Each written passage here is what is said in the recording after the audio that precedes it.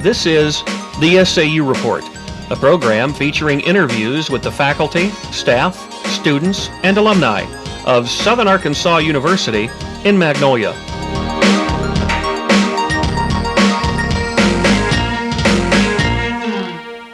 Hello and welcome to this edition of the SAU Report. I'm your host, Clint Smith. And Taurus Freeman. Today our distinguished guest is Jameson. Mr. Jameson is currently the Sports Information Director at SAU. How are you doing today, Mr. Jameson? Doing fine, thank you. Nice to have you. We'd like to open up first question, sir. How long have you been Sports Information Director here? This is only my 5th year as SID at SAU.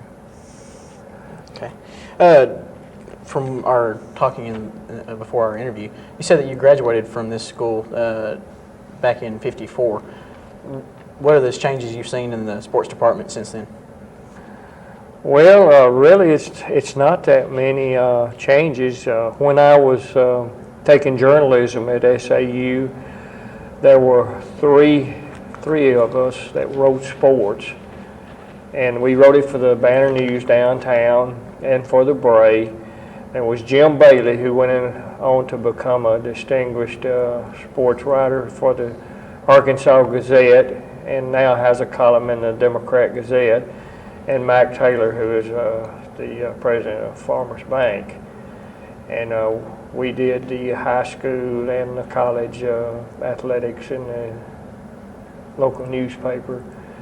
And really there was not that much difference, except there were more newspapers back then, and they were more competitive, and they seemed to care more about you getting the news to them.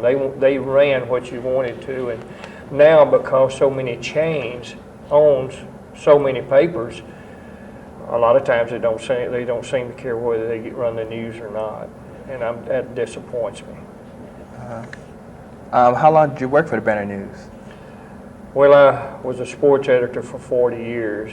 I don't guess we ever had a sports editor or anything before I became one, and over the years that was just my title, and I wrote, I guess, every article that went in there concerning sports, from Magnolia Boys and Girls Junior High to Boys and Girls Senior High, and everything at SAU, every kind of sport, football, basketball, track, cross country, volleyball, just the whole works, everything that both schools did. So did that better fit you now for your job as being the Sports Information Director here at SAU? Well, yes, I guess the writing over those years, that I can write it pretty easily, the writing part.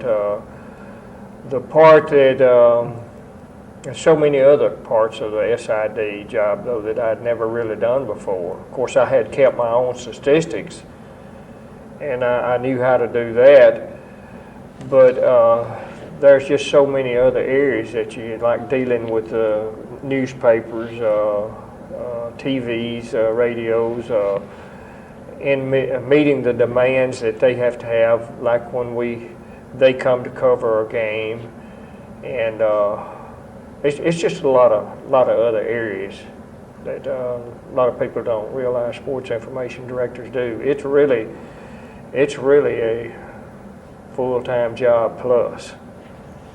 To be the SID, you got to love sports a lot. What all sports did you play coming up? Well, I tried to play everything, but I wasn't very successful. And when I saw I wasn't going to be very successful, it was recommended that I try writing sports. And I didn't think I could ever write a sports story. And a lot of people may still think I can't, but I have for a long time, and people have just had to live with it, whatever I wrote. You write all the sports.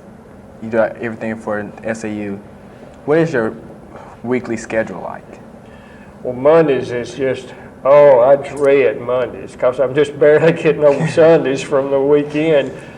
Mondays is, I try to come in and get out our media information that goes to 60 newspapers, TVs, radios, And what we have in there is about who SAU plays next, where the game will be, at what time, something on Coach Roberts and our opposing coach, the team records, how both teams have done, and get a quote from Coach Roberts, and we'll put the two deeps with it, the depth chart, and we have to really work to get that out because our post office on the campus closes early.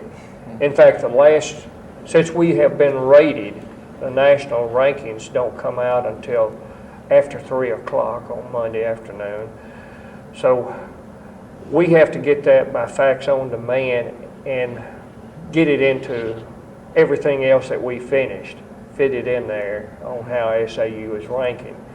So we've missed our closing out here, and I've had to rush our mailings downtown, and I've made it both the last 2 Mondays with 5 minutes to spare. Are those just for Mondays? What about the rest of the week? Well, the rest of the week, you have to, of course, there are so many requests now that you have. You've got a lot of messages for you that you have to get caught up on. A lot of people now are calling on Fred Perry. Some people concerning his being drafted in the NFL, how he is rated by NFL scouts, and but maybe be an All-American. There's also people from other areas that normally we don't hear from, but because of the success of our football team, they're wanting our statistics, our information on their area people, which we're trying to get out to them. And it's a surprising, well, I don't guess it really is surprising, but how many more people will call you, like late yesterday afternoon, Dallas Morning News called. And when you're successful, it makes your job harder, but it makes you enjoy it a lot more. But one of the main things we have to do as a SID is get our reports in on time to the Gulf South Conference. Like we play a football game, like the last one we played at Tahlequah, Oklahoma. We get home in here 1:30 or whatever Sunday morning. Well, our player of the week deadline is 12 noon Sunday. We have to get our statistics, we have to get those out of the computer, fill out the information on offensive player of the week, defensive player of the week, specialty team player of the week, and have those in the conference office by 12 noon Sunday. Plus, we still got some media that we hadn't got the information to when we get back. Those that don't have to have it for the weekend, we can finish it when we get home. So it's a pretty long stretch of hours on a weekend. And then on Mondays, we have to get our volleyball teams play for that week, 4 games, 6 games, whatever. Get the stats on that accumulated, and a player of the week, get her statistics, and sent to the office by noon Monday. So it's a pretty full week, time you get all the things. And then later in the week, you have to check your press box to see if it's clean, ready for people to be in there, see if your phones work, see if air and heat works, and you have your passes, your media passes that people have requested, and you have to get you have your programs ready, all the information you have, your depth charts that you have what they call flip cards for the people, and the schedule of events, pre-game activities, and so forth has to go to the officials, to the public address announcer, and to the band directors and so forth. It's full time. You said when you took the job, Coach Washington said it wouldn't be very hard, or you'd be having a real slack job, and you might have some time to do some fishing. How's that worked out? It hadn't worked out too good for him.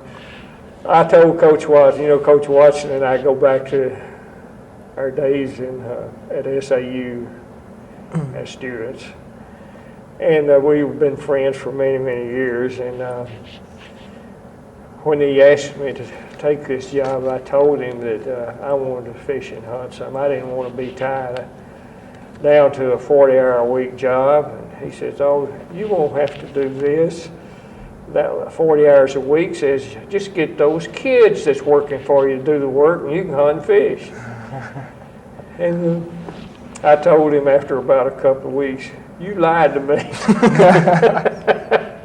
But he did tell the truth. It's not a 40-hour-a-week job. It's more like a 70-hour-a-week job. You mentioned earlier the Riders having success this year in the football season. During media day, I remember that the talk was all the players felt very, very confident that they were not going to finish 8th in the conference. Do you think that there's some sort of chemistry between these players, and do you think that helping the players having such a good season that it's helping our reputation for our football program throughout? It's no doubt it helps your reputation. It's the greatest thing you can do. You can't advertise. We're going to get publicity all over the nation this year, and you can't buy that. I think this young coaching staff came in, and their first year, still in the old Arkansas Intercollegiate Conference, they won only one game. But that team, mostly freshmen, were just literally injured totally. I never saw a team that had so many injuries. And we had to play people that wouldn't have been playing to finish that season. And the next year, our injuries continued. Coach Roberts talked to me one time about the bad luck he had. And but even so, we improved to 4-6 that next year from just winning one the previous.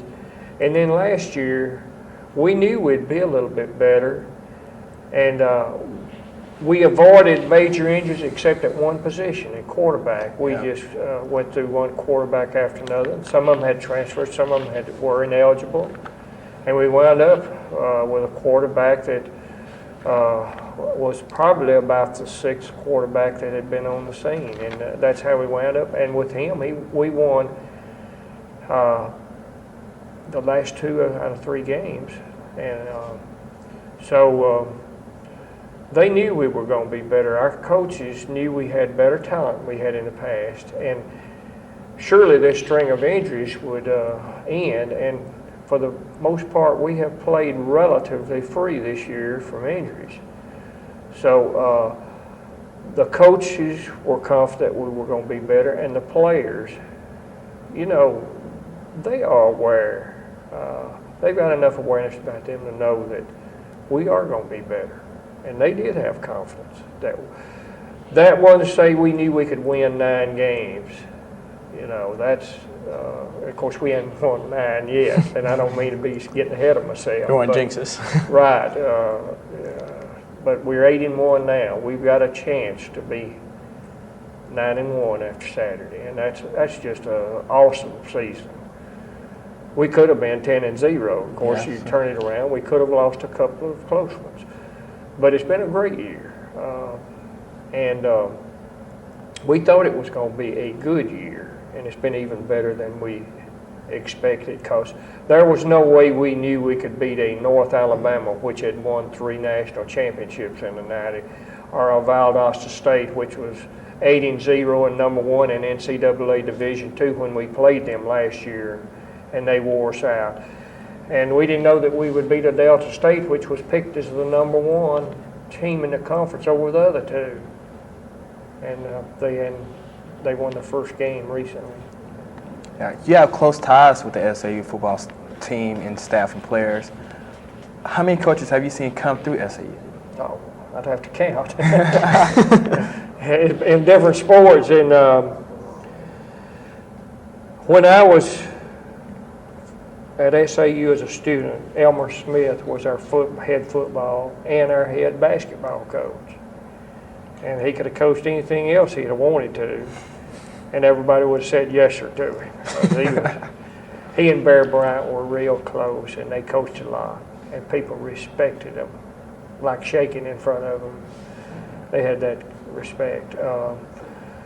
Then Coach Auburn Smith, who came here as his assistant right after World War II, he was here longer than any other coach. He was the head football coach. And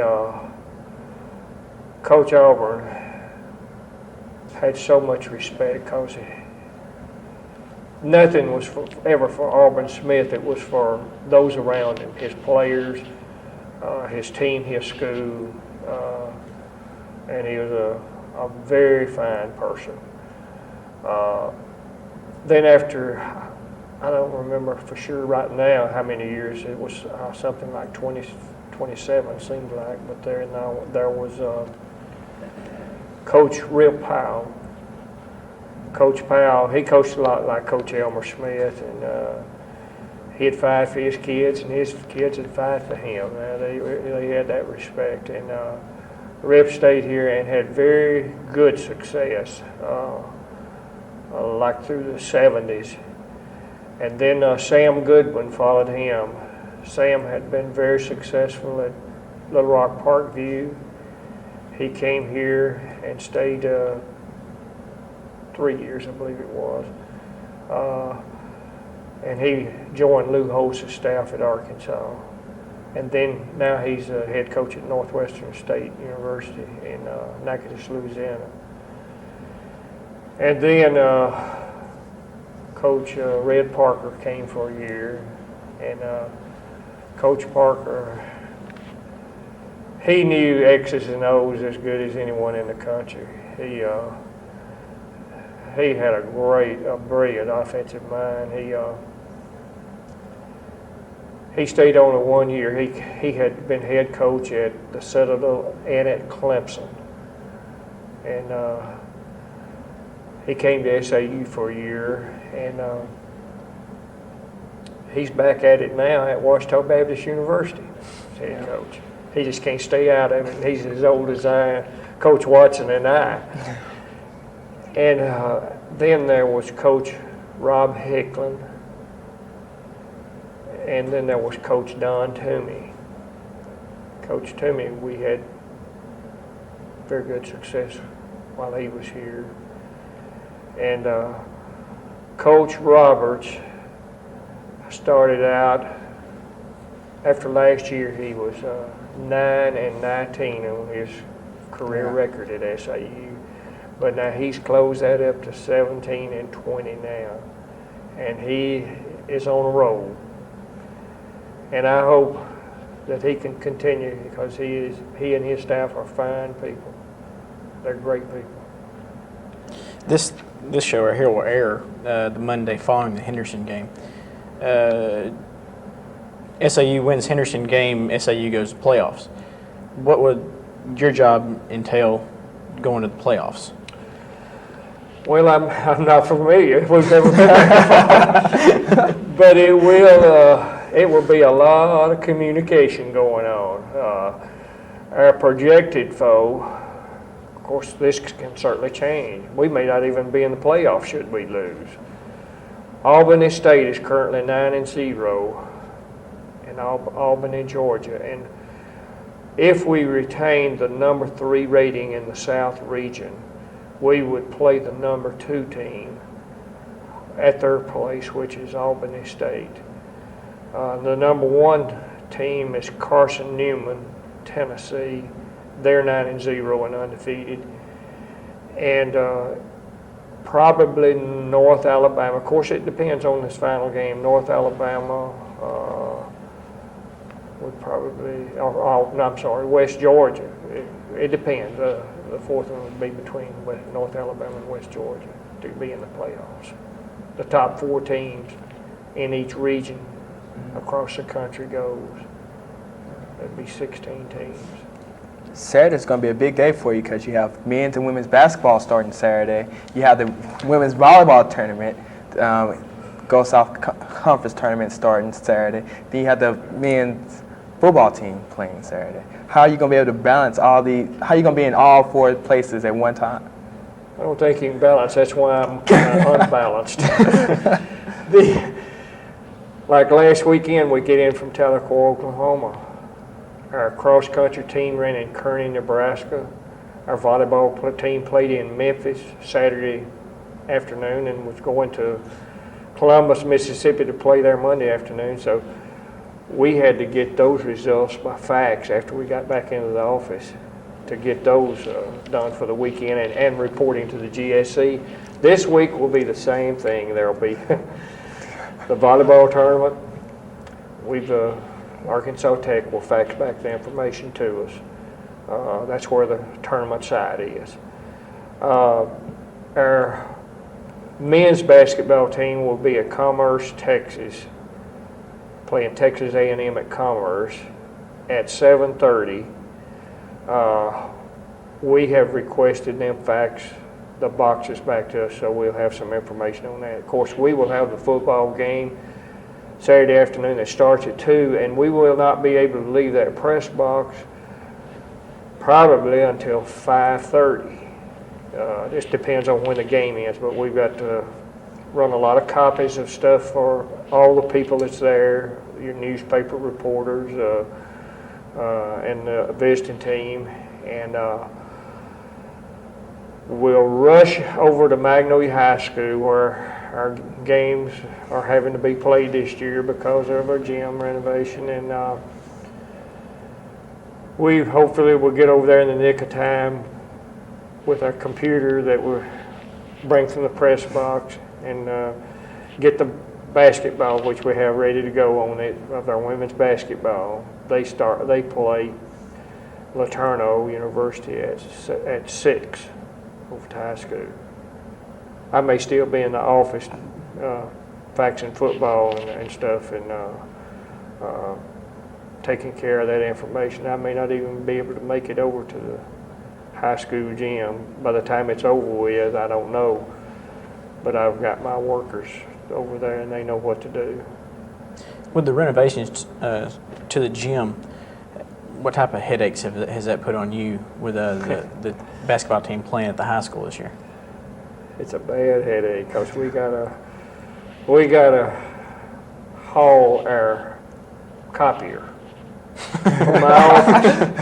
from my office each game over to the high school. Exactly. How do y'all do that? And see, we're up on the 2nd floor.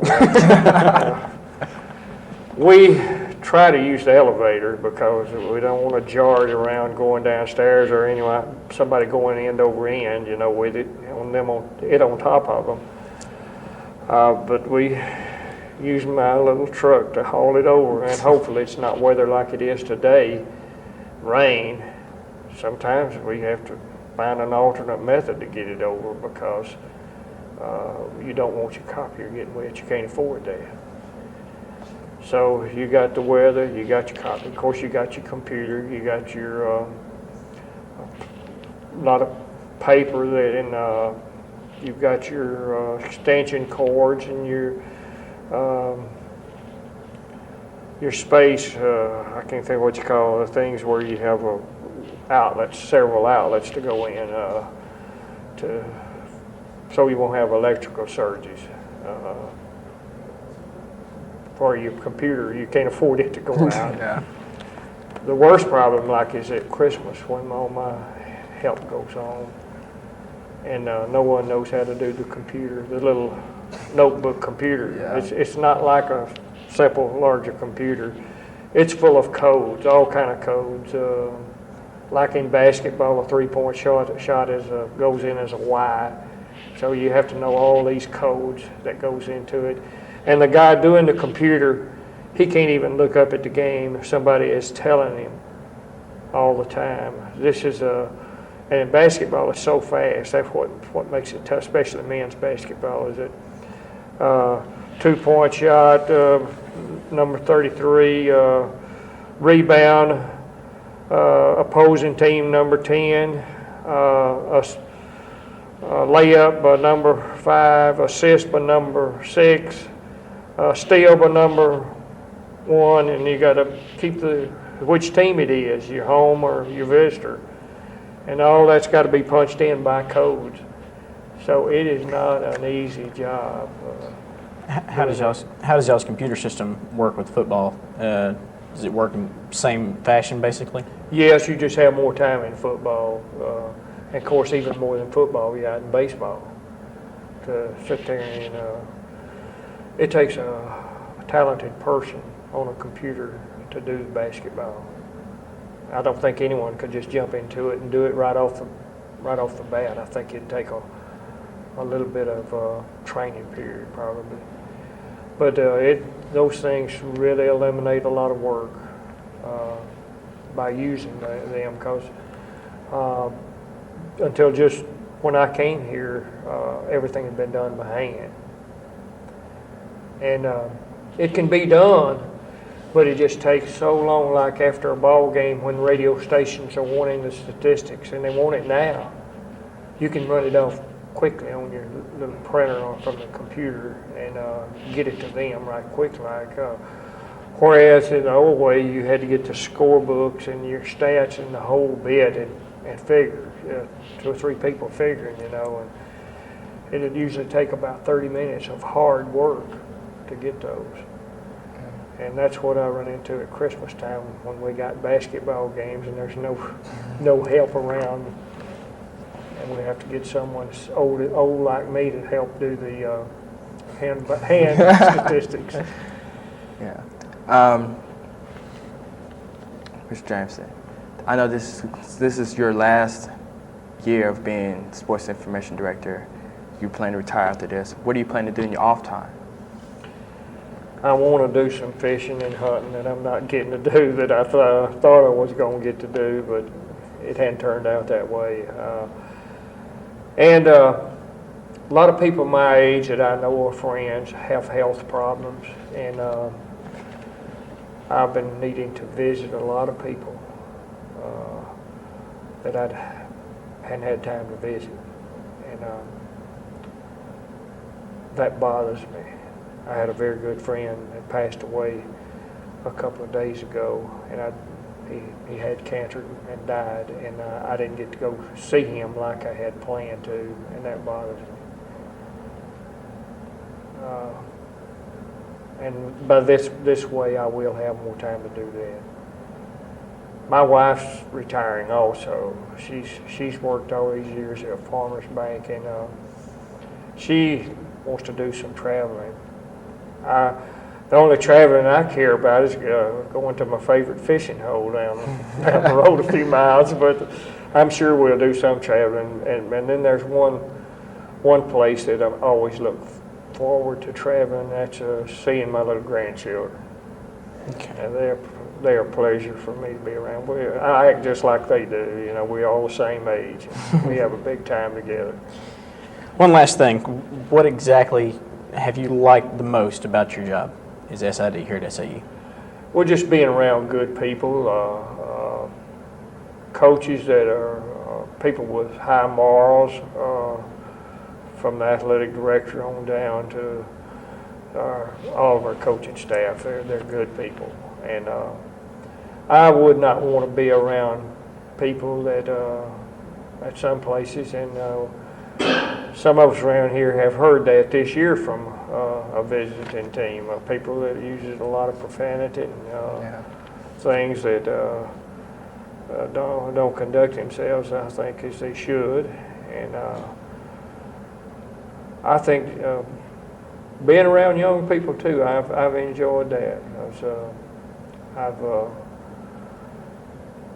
hoped in some way that I've helped the few that I know, maybe in some way. I'm not sure. Maybe I hurt them. I hope I didn't, but I do hope that I've helped some people, especially those that have worked with me. Well, Mr. Jameson, I'd like to thank you for being here on our program today. Yes. And this has been the SAU Report. I'm Clint Smith. And I'm Taurus Freeman. Thank you for watching.